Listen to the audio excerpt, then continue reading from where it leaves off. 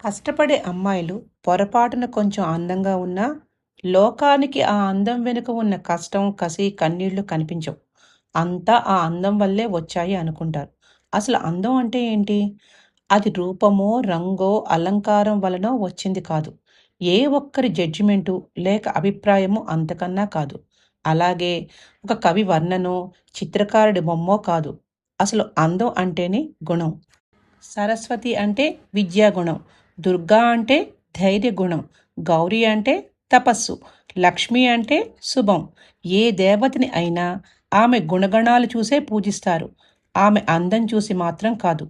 అలా అందం దాటి చూస్తే ఆడదానిలో ఒక సముద్రమే కనిపిస్తుంది. గుణగణాలతో నిండిన ఒక దేవత దర్శనం ఇస్తుంది.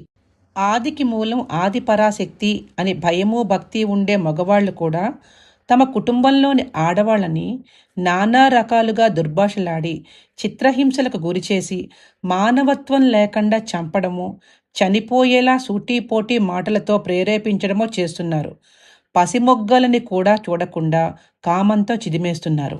ఇలాంటి మానవత్వం లేని రాక్షసులకు ఎన్ని శిక్షలు వేస్తున్నా, కొత్త చట్టాలు వస్తున్నా ఆడవాళ్ల విషయంలో జరిగే అనర్థం మాత్రం జరుగుతూనే ఉంది.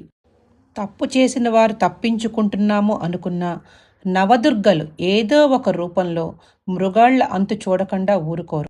ఆదిలక్ష్మిగా తల్లి, ధైర్యలక్ష్మిగా అక్క, విజయలక్ష్మి చెల్లి, సంతానలక్ష్మిగా భార్య, గజలక్ష్మి వదినమ్మ, విద్యాలక్ష్మి మేనత్త, ధాన్యలక్ష్మి అత్తగారుగా భావిస్తూ ఇంటా బయట అందరూ ఆడవాళ్ళని శారీరకంగా మానసికంగా కష్టపెట్టకుండా, ఆడవాళ్లని చిన్నచూపు చూడకుండా, ప్రతి మగవాడి విజయం వెనుక ఒక ఆడదాని కష్టం ఉందని గుర్తు చేసుకుంటే ప్రతి ఒక్క పురుషుడికి సుఖ సంతోషాలు, భోగభాగ్యాలు, నవదుర్గల కటాక్ష వీక్షణాలు కనుచూపు మేరలోనే సిద్ధిస్తాయనేది అక్షర సత్యం.